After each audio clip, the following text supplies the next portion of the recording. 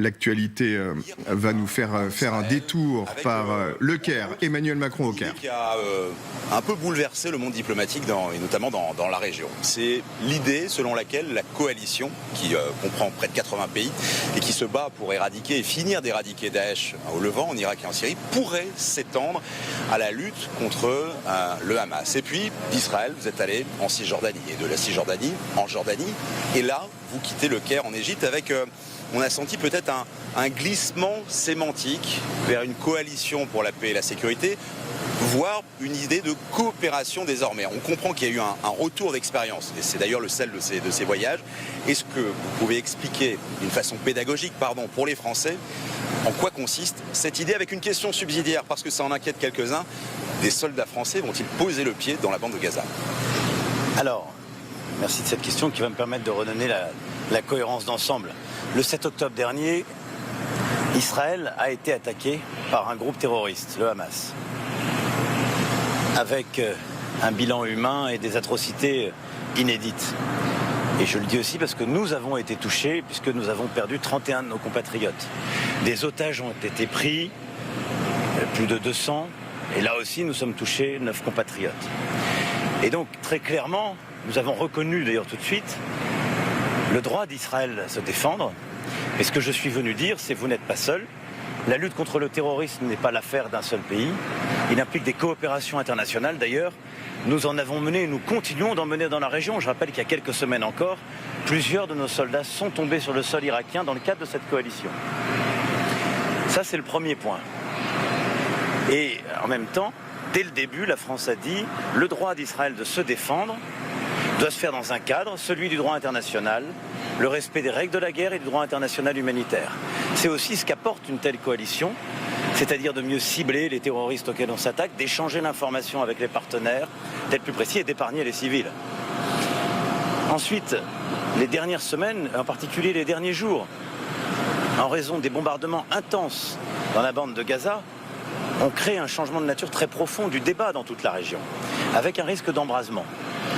Et là, ce que nous disons, c'est que très clairement, nous avons une responsabilité collective pour prendre en compte la situation humanitaire de ces populations et apporter une réponse, c'est notre devoir, et également apporter une réponse politique, parce que ce qu'il y a derrière en arrière-plan, c'est évidemment la question du droit des Palestiniens à disposer d'un État. C'est pourquoi, pour moi, la réponse d'ensemble qui permet à la fois de répondre aux faits générateurs, l'attaque terroriste du Hamas, qui permet d'éviter l'escalade dans la région, qui permet de mieux protéger les populations, c'est cette initiative, la paix et la sécurité que nous avons proposée, qui repose sur 3 axes qui sont à mener en parallèle. Le premier, c'est la lutte contre le terrorisme. Et en effet, en s'appuyant sur la coalition qui existe déjà contre Daesh. Est-ce que ça doit être la même? Est-ce qu'il faut la transformer? Ne rentrons pas, si je puis dire, dans des contraintes aujourd'hui juridiques. Elle existe, il y a un retour d'expérience, peut-être que les mêmes États ne veulent pas faire la même chose. En tout cas, on a cette expérience d'une coopération qui a permis dans la région de lutter efficacement contre des groupes terroristes et qu'on poursuit. Sur la base de cette expérience, bâtissons avec tous les États qui sont prêts à aider, aujourd'hui Israël, mais tous les pays de la région, à lutter contre les groupes terroristes dont le Hamas, à partager les informations, à identifier ces terroristes et à les neutraliser. Ça, c'est un axe. Quel est l'intérêt de celui-ci? C'est de dire à Israël, vous n'êtes pas seul, ce que j'ai fait hier. C'est de le remettre dans un cadre respectueux du droit international humanitaire. Et c'est d'avoir une approche qui est beaucoup plus ciblée, qui permet de se défendre et de se protéger pour Israël, de lutter contre le terrorisme en protégeant les populations civiles. Le deuxième axe de cette initiative pour la paix et la sécurité, c'est la protection des populations civiles. Et ça, je l'ai engagé dès le début avec le Premier ministre Netanyahou en demandant, au-delà de la réouverture de l'eau qui avait été décidée par les autorités israéliennes, de lever le blocage humanitaire, de faciliter le travail de l'agence qui opère dans la région, l'agence des Nations Unies, qui s'appelle l'UNRWA, et de permettre de rouvrir l'électricité pour les hôpitaux. Ce sur quoi s'est montré... a donné son accord, le Premier ministre Netanyahou, pour travailler. Je pense qu'il faut le faire vraiment maintenant, c'est urgent, parce que dans les prochains jours, on aura sinon une catastrophe humanitaire, avec des centaines de femmes qui accouchent chaque jour et qui n'auront pas les soins, avec des cas très graves. Là-dessus, on veut apporter un soutien. Donc concrètement, c'est d'adapter le cadre, de lever ce blocus et d'avoir une aide pour les populations gazaouis. Et puis c'est de travailler avec la Jordanie et l'Égypte pour acheminer des médicaments, de l'aide et faciliter le travail de l'UNRWA. Demain, ici même va arriver, en Égypte, va arriver un avion français avec des médicaments. Nous allons aussi acheminer à travers un bâtiment de notre marine nationale des premiers médicaments et du soutien. Et nous mettrons en place aussi, je l'ai annoncé, un dispositif d'hôpital de secours et de coopération hospitalière, un peu sur le mode de ce que nous avions fait dans la période Covid avec certains de nos territoires ultramarins. Ce qui est un soutien essentiel pour aider les populations. Puis on va travailler pour aider les populations en Cisjordanie qui aujourd'hui ont des besoins économiques et sociaux importants. Et puis le troisième pilier, il faut assumer le lancer maintenant, c'est le pilier politique. Et c'est de dire qu'il y a beaucoup de colère dans la région et il y a parfois un soutien qu'on a tous vu et senti à l'égard de ce qui se passe dans les opinions publiques de la région. Pourquoi ? Parce qu'ils disent qu'il y a une cause à tout cela. La cause, c'est le fait que la question palestinienne n'a jamais été réglée et que même les accords signés n'ont pas été respectés. Et donc, il y a un droit légitime du peuple palestinien à disposer d'un territoire et d'un État. On doit reprendre ce sujet, avancer et lui donner une solution politique. Et j'assume totalement de le faire maintenant et en parallèle, parce que sinon, en quelque sorte, on donne raison à tous ceux qui expliqueraient qu'aller vers la violence est le seul moyen de la traiter. Et donc voilà le sens de l'initiative que j'ai commencé à hier travailler avec le Premier ministre Netanyahou et avec le président Herzog, sur laquelle j'ai voulu avoir leur retour sur les éléments qui les concernaient le plus, que j'ai continué à avancer, qu'on va maintenant essayer de formaliser pour d'abord éviter l'escalade, répondre aux urgences du moment et permettre une meilleure coopération de la région avec aussi le reste du monde. Monsieur le Président... Pardon, je veux juste... Pour vous rassurer, aujourd'hui il n'est pas du tout prévu d'envoyer dans la bande de Gaza quelques militaires français que ce soit. On a surtout besoin de partager l'information, de créer de la coopération avec les pays de la région, de partager les informations, de bien cibler les gens et ensuite d'adapter les réponses. Mais ce n'est pas du tout ça qui est en jeu dans la question. Nous ne sommes pas escalatoires nous-mêmes, comme on dit. Repartez-vous ce soir avec des engagements concrets, des engagements opérationnels de vos interlocuteurs jordaniens et égyptiens. Quelle a été la réaction du roi Abdallah et du président Al-Sisi à votre proposition concernant la coalition? Et enfin, comment envisagez-vous la suite pour pérenniser cette action diplomatique? Est-ce que vous prévoyez par exemple un sommet dans les prochaines semaines, les prochains mois? Écoutez, alors d'abord, on a les premières conséquences sur le plan humanitaire, où nous allons faire plusieurs opérations humanitaires avec la Jordanie, en particulier sur le plan des hôpitaux, et nous allons coopérer pour la fourniture en particulier de l'hôpital que la Jordanie gère dans la bande de Gaza. Donc là-dessus, j'ai passé un accord et nous allons regarder les coopérations que nous allons établir, qui sont plutôt par des ponts aériens avec la Jordanie pour pouvoir les aider à acheminer là aussi des médicaments, voire des générateurs. Avec l'Égypte, nous avons acté d'un accord là aussi sur le plan humanitaire très concret, que j'avais déjà préparé avec le président Sisi, que j'ai complété par l'envoi donc de ce bâtiment de la marine française que j'ai annoncé tout à l'heure. Ensuite, sur le plan sécuritaire, il y a des coopérations qui existent, que nous menons déjà avec ces pays, qui sont parfois menées aussi avec Israël. Il y a une grande sensibilité dans l'opinion publique pour en parler trop, mais je voulais surtout que les canaux ne soient pas coupés et qu'on puisse la consolider sur le plan opérationnel, ce sur quoi nous allons continuer d'avancer.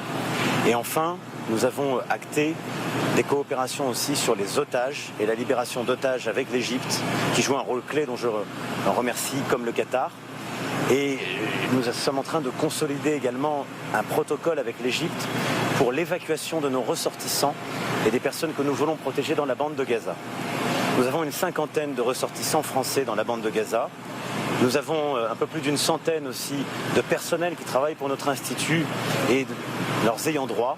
Ce qui fait qu'on a environ 170 personnes dans la bande de Gaza qu'on veut pouvoir protéger si le pire advenait. Et même le plus rapidement possible si les bombardements continuaient. Et donc là, c'est un travail que nous menons avec l'Égypte sur lequel nous avons finalisé un accord opérationnel. Monsieur le Président, le but de votre coalition, vous l'avez dit, le premier but c'est de lutter contre le terrorisme dans lequel vous incluez le mouvement Hamas. Est-ce que ce mouvement, vous le comparez aujourd'hui à Daesh? Est-ce que c'est le nouveau Daesh, Hamas, pour vous? Et est-ce que c'est un mouvement avec lequel il est impossible, impensable de négocier? Écoutez, c'est simple, depuis 2008, l'Union européenne a classé le Hamas comme groupe terroriste. Et nous discutons, nous négocions avec l'autorité palestinienne, qui est la seule légitime. Et cette distinction, elle est absolument vitale. Et elle est vitale, si je puis dire, des deux côtés pour éviter toute escalade. C'est le Hamas qui a lancé une attaque terroriste contre Israël et qui a commis ces atrocités. Et il ne l'a pas fait au nom du peuple palestinien parce qu'il ne le représente pas. Et donc il n'y a pas de négociation à mener. C'est un groupe terroriste. Il y a à le combattre. Et à côté de ça, il y a une autorité légitime, l'autorité palestinienne qui représente le peuple palestinien. C'est avec elle qu'il faut conduire les négociations, qu'il faut procéder aux avancées. C'est avec elle en particulier que sur la question justement politique, il faut mener les avancées. Encore une fois, est-ce que c'est l'équivalent de Daesh pour vous? Alors, je ne vais pas ici faire la carte du tendre, si je puis dire, des groupes terroristes. C'est un groupe terroriste. Il a une inspiration, un cadre qui est différent. Il a une histoire qui est très différente de Daesh. Mais aujourd'hui, c'est un groupe terroriste qui a décidé de commettre le pire dans la région et donc il est à combattre. Est-ce qu'il est de même nature philosophiquement et religieusement? Non. Il a des précédents, si je puis dire, politico-religieux qui sont différents. Mais ça ne le disqualifie ou qualifie pas plus ou moins. Je ne veux pas faire de hiérarchie en la matière. C'est aujourd'hui, on l'a bien vu, un danger pour Israël et sa sécurité. Et ce faisant, c'est un danger pour les Palestiniens eux-mêmes. Parce que le Hamas est le groupe terroriste qui a déclenché la situation dans laquelle nous sommes. Et qui, d'ailleurs ses dirigeants eux-mêmes l'ont assumé, n'a que faire de la vie des Palestiniennes et des Palestiniens. Donc c'est un danger pour toute la région. Et c'est un groupe terroriste qui est à combattre. Il est différent de Daesh, je ne fais pas d'équivalence. Il a une histoire et une nature qui est différente, mais c'est un groupe terroriste. Monsieur le Président, de plus en plus de voix se font entendre pour demander à Israël de ne pas engager une opération terrestre à Gaza, estimant que ça conduirait au pire et que l'armée israélienne n'est peut-être pas finalement en moyen de mener cette opération toute seule. Le président Sisi l'a aussi dit aujourd'hui. Est-ce que c'est aussi votre position? Est-ce que vous demandez à Israël de ne pas s'engager sur le sol à Gaza? Je vais vous dire de manière très simple, ça dépend de la nature de cet engagement et ça dépend de son cadre. La France reconnaît le droit d'Israël à se défendre et à protéger ses populations. Mais elle le reconnaît dans un cadre qui est celui du respect des populations civiles. Et donc intervenir sur le plan terrestre, si c'est pour cibler des groupes terroristes de manière totalement identifiée, c'est un choix qui lui appartient et qui correspond à la définition que j'évoque. Si c'est une intervention massive qui met en danger la vie des populations civiles, alors je pense que c'est une erreur. Et c'est une erreur pour Israël aussi. Parce que ça n'est pas de nature à protéger dans la durée Israël, et parce que ça n'est pas compatible avec le respect des populations civiles, du droit international humanitaire et même des règles de la guerre.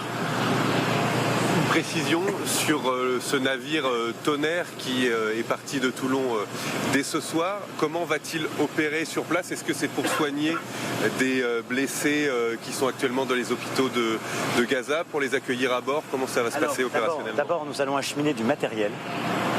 Et donc c'est du matériel humanitaire, des médicaments et du matériel de santé qui va être acheminé. Ensuite, c'est quelque chose qu'on va discuter avec les autorités israéliennes et palestiniennes sur place, avec aussi les ONG et l'UNRWA. Mais nous nous mettrons en capacité en effet de faire du soutien et de pouvoir prendre des lits. Et donc soit d'avoir du soutien sur des lits qui sont sur terre, dans le cas des hôpitaux existants, soit de pouvoir, si c'était une nécessité identifiée, les accueillir sur en effet ce bateau hôpital. C'est quelque chose qui se déterminera dans les prochains jours ou les prochaines semaines avec les parties prenantes sur place et que nous serons en capacité de mettre en place s'il y avait ce besoin. Est-ce que vous avez espoir, après cette visite, de voir des otages libérés dans les prochains jours ou rapidement? Écoutez, je veux d'abord redire à toutes les familles notre solidarité. J'étais avec les parlementaires qui m'accompagnent et ma délégation aux côtés des familles qui à la fois ont perdu des proches et les familles d'otages. La situation qu'elles vivent est absolument terrible et au-delà du disciple. Et donc je veux leur dire vraiment tout notre soutien et nous faisons tout ce que nous pouvons pour véritablement engager ce travail et obtenir ces libérations. J'en ai discuté hier avec le Premier ministre Netanyahou qui est tout à fait sensible à cela et j'ai redit d'ailleurs au Premier ministre comme au président israélien que ce que nous demandons c'est la libération de tous les otages. Il ne faut pas rentrer dans si je puis dire, une discrimination sur ce volet-là. Nous avons un travail très étroit avec le Qatar et l'Égypte. Nous avons eu plusieurs informations qui nous permettent d'avoir de l'espoir dans les prochaines heures. Maintenant, je suis très prudent parce que je ne veux pas donner de faux espoirs aux familles. Ces négociations dépendent à chaque fois de gestes humanitaires, de discussions dont je ne vais pas ici donner les détails. Mais nous les menons pied à pied, nous les suivons heure par heure. On a des négociateurs engagés et donc je pense que c'est possible. On va tout faire pour l'obtenir et on met toute notre énergie en lien avec tout le monde. Et c'est aujourd'hui notre priorité.